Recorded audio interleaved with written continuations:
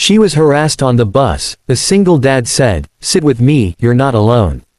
The words came out quietly, but they cut through the noise of the crowded bus like a lifeline.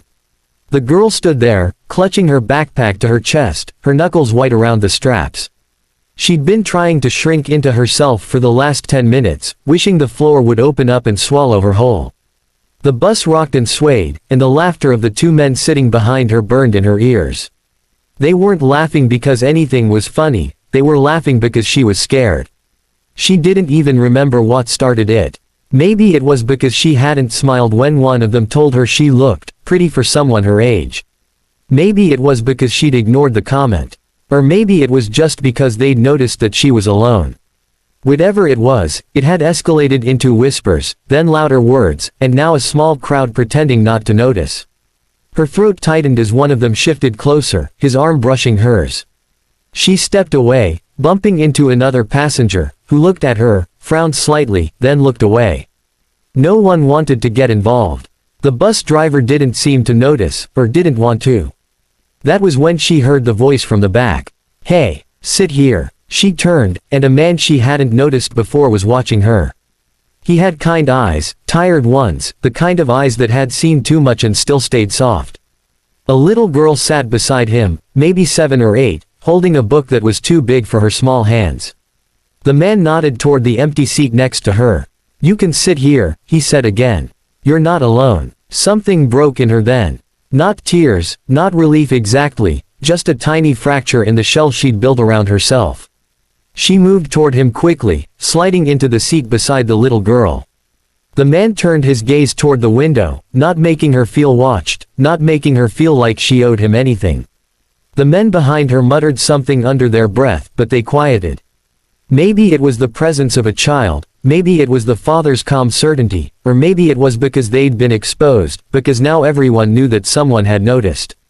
The bus rattled on through the city, carrying all its passengers, each one wrapped in their own silence. "Thank you," she whispered after a few minutes. Her voice trembled, but the words were steady enough to reach him. He looked at her and smiled slightly. "You don't have to thank me. Just glad you're safe now." His daughter peeked up from her book, wide-eyed. "Daddy, did those men scare her?" she asked in the kind of blunt honesty that only children had. He hesitated, then nodded slightly. "They were being mean," he said softly. "But it's okay. We just make sure people feel safe when they sit with us, right?" The little girl nodded solemnly, then offered the stranger half of her snack, a granola bar that had been crumbling in her hand. "Here," she said. The girl blinked, caught between laughing and crying. "Thank you," she said, taking it gently. They rode in silence after that. The bus stopped and started, passengers came and went, but the small triangle of safety around those 3 people stayed intact. The world outside the window blurred into streaks of light and rain.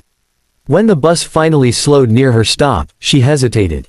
She didn't want to get off yet, not because she didn't know where she was going, but because for the first time that day, she felt safe. The man seemed to sense it. "Is this your stop?" he asked kindly. She nodded. "Yeah, I just didn't want to make a scene earlier." "Thank you for..." He raised a hand. "Don't explain. You didn't do anything wrong." She swallowed hard. The kindness in his tone hit her deeper than the cruelty of the men ever could. "I wish more people were like you," she said. He smiled faintly, but there was something sad in his eyes. "I just hope my daughter grows up in a world where people don't have to step in," he said. "But until then, we do what we can." The bus hissed to a stop. She stepped down onto the wet pavement, clutching the granola bar and blinking against the drizzle. She turned back once, and through the window, she saw the man ruffle his daughter's hair while she giggled. It was such a simple thing, but it anchored her, a reminder that goodness still existed in quiet places. She walked home slower than usual that night. The city lights reflected off the puddles on the sidewalk, and for once, she didn't feel like she was drowning in them. That moment on the bus stayed with her. The next morning, she woke up earlier than usual.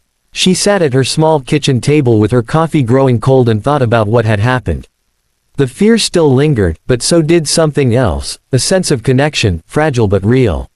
She'd always believed she was on her own in this city, surviving quietly, unnoticed. But last night had reminded her that sometimes, strangers step in. Sometimes, help comes from places you don't expect. At work, she found herself distracted. Her coworkers chatted about office gossip and weekend plans, and she smiled when she had to, but her mind was still on that moment. On the man and his daughter. On the simple, powerful kindness of being seen. During lunch, she pulled out her phone and opened a blank note. She started typing, not sure why, just needing to get it out. To the man on the 54 bus, and your little girl, she wrote. Thank you for stepping in. Thank you for noticing when no one else did.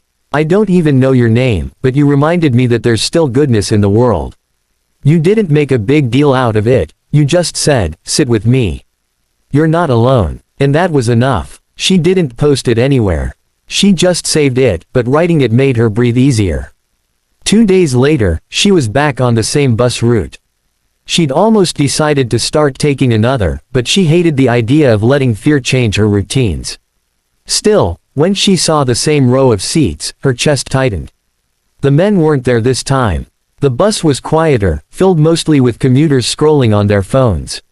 She took a deep breath and sat down near the middle, close to the window.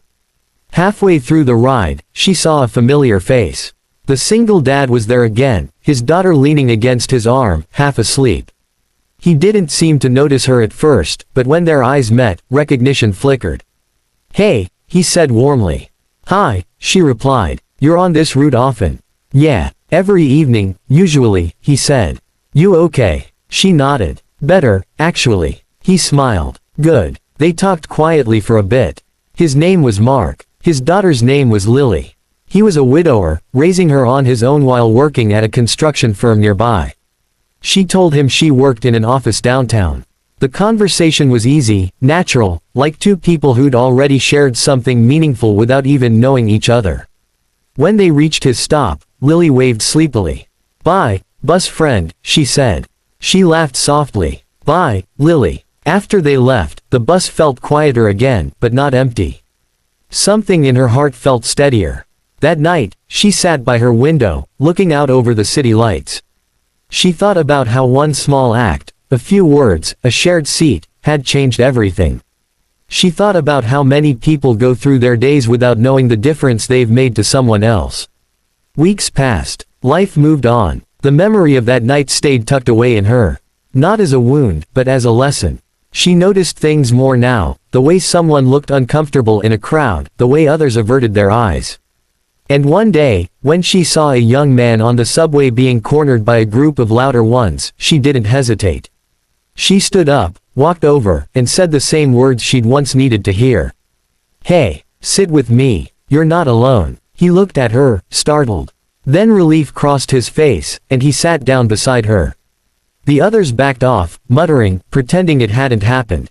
The train rattled on, carrying them through tunnels of noise and light, but for that moment, there was quiet, a small, fragile bubble of safety. When he got off, he said, "Thank you." And she smiled, understanding the weight of those words. "You don't have to thank me," she said. "Just make sure someone else knows they're not alone, someday." She stayed on the train, feeling the steady rhythm of the tracks beneath her feet. Life kept moving, people kept rushing, and yet, somewhere in all that motion, kindness still found a way to exist. Maybe that was what the world needed more of, not grand gestures or loud declarations, but quiet moments when one person chose to see another. When someone decided that, "not my problem," wasn't an excuse anymore. And every time she took that bus after that, she looked for the man and his daughter, hoping to thank them again, not with words, but by carrying that kindness forward. Sometimes she saw them, sometimes she didn't. But every time she did, she felt a warmth spread through her chest. Mark would nod, Lily would wave, and the world would feel a little less heavy. Because sometimes, a single sentence can change everything. Sometimes, sitting beside someone is enough to remind them that they matter. And sometimes, the smallest kindness, a seat on a bus, a child's snack, a soft voice saying, "You're not alone," is what makes the world bearable again. And maybe that was how healing worked, not in big, dramatic ways, but in quiet, human moments shared between strangers who refused to look away.